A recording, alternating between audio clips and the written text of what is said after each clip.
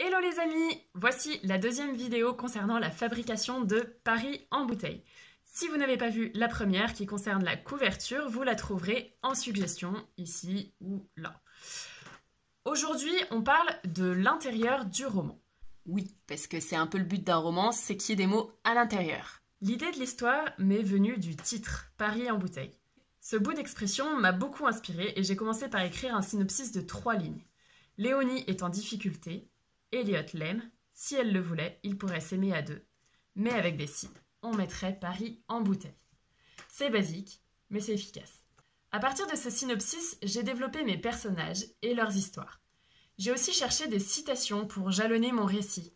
Je fais pas ça à chaque fois, mais pour cette fois, je voulais un style poétique, et trouver les bonnes citations m'a beaucoup aidé à construire la progression de mes personnages. Donc, j'ai trouvé 8 citations sur internet, une pour chaque chapitre. Aujourd'hui, elles figurent dans la version finale, en tête des chapitres. Enfin, avec le nom Paris en bouteille, il semblait évident que l'intrigue se déroule à Paris. J'ai donc mixé tous ces éléments à ma sauce et je les ai montés en mayonnaise. J'ai mis 3 mois à écrire ce roman. J'étais assez inspirée, ça a été plutôt facile. Mais l'écriture n'est que le début de l'aventure.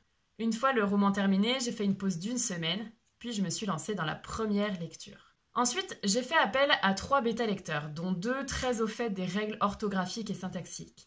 Ils m'ont fait leur retour sous 1 à 2 mois sur le fond et sur la forme du récit.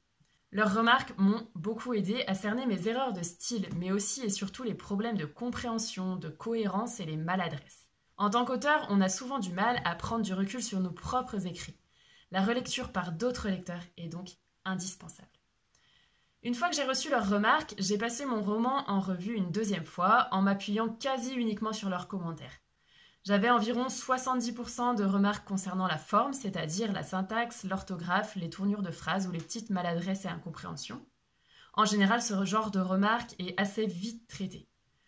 Le plus complexe, ce sont les remarques de fond. Quand elles touchent des sujets clés, elles peuvent être très délicates à corriger. Une de mes bêta-lectrices avait pointé un petit souci de chronologie, des examens de Léonie que j'avais annoncés pour le mois de juin et qui se déroulaient en fait en mai. En creusant, j'ai réalisé que sous cette petite erreur se cachaient beaucoup de complications sur toute la chronologie du récit.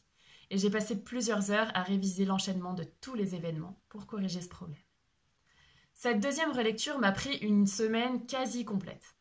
Ensuite, j'ai à nouveau laissé reposer mon texte pour prendre du recul avant la correction suivante. La correction me demande beaucoup d'énergie en général. J'ai besoin d'attention pour vérifier chaque mot, sa logique, son orthographe, sa position dans la phrase, etc. On croit parfois que les auteurs choisissent leurs mots au hasard. Eh bien, pour ma part, chaque mot est sous-pesé, analysé et choisi minutieusement. Ça ne veut pas dire pour autant que ce sont des mots compliqués, au contraire. Le but, c'est vraiment de faciliter la lecture au maximum et d'évoquer des émotions avec des phrases simples mais efficaces. Pour couper un peu avec la correction, j'ai ensuite attaqué la mise en page du roman. Au début, j'étais partie pour expédier mon livre avec Books on Demand. J'ai donc utilisé leur gabarit pour mettre en page mon roman. Voici à quoi ressemblent les gabarits BOD. Un document Word au bon format dont les marges sont optimisées. Sur chaque page, une indication sur le positionnement des différents éléments. C'est une grande aide pour la mise en page. Personnellement, je m'appuie aussi sur des livres déjà édités, ceux des autres et les miens pour conserver une certaine cohérence entre eux tous. Par exemple, je veux que les pages de titre, que ce soit au début du roman ou au début d'un chapitre, soient à droite quand on ouvre le livre. Donc, ils doivent figurer sur des pages impaires. J'aime aussi que les pages vierges ne comportent pas de numéro de page. Autant d'éléments qui demandent une grande précision. Je dirais que la mise en page m'a pris environ 1 heure, mais les vérifications m'ont demandé 2-3 heures. Une fois la mise en page réalisée, j'ai repris la correction. Il m'a fallu encore 2 lectures pour bien tout vérifier. Parce qu'il faut savoir qu'à chaque fois que vous corrigez un passage, vous risquez d'ajouter une coquille dans votre texte. En tout cas, moi, ça m'arrive assez souvent. Relire l'ensemble est donc très important après coup. Pour les dernières relectures, j'ai lu à voix haute. Ça m'aide à vérifier qu'il n'y a pas trop de répétitions, que les phrases sont fluides et logiques. J'ai demandé aussi à une personne de relire la version finale une dernière fois pour vérifier qu'il n'y avait pas de grosses fautes d'orthographe. Et j'ai envoyé les fichiers à BOD pour commander un bon à tirer. Par la suite, j'ai eu quelques surprises. Les délais de BOD se sont avérés très longs, beaucoup plus que d'habitude. La standardiste n'a pas su me donner des délais précis, mais il fallait sans doute compter 2 mois, peut-être plus. J'ai donc commencé à étudier d'autres solutions. Après une analyse de toutes les plateformes d'édition que j'ai trouvées, j'ai décidé de me tourner vers la solution Amazon KDP. Après tout, si tant d'auteurs l'utilisent, c'est que ça doit pas être si mal. J'ai lancé un deuxième bon à tirer, cette fois sur KDP. J'ai conservé le format et la mise en page que j'avais utilisés pour BOD et j'ai cliqué sur commander. J'ai reçu le bon à tirer d'Amazon en 1 semaine et celui de BOD en 6 semaines. Les 2 exemplaires sont assez différents en termes de pelliculage et de couleur, mais mon choix était déjà fait. Go avec Amazon.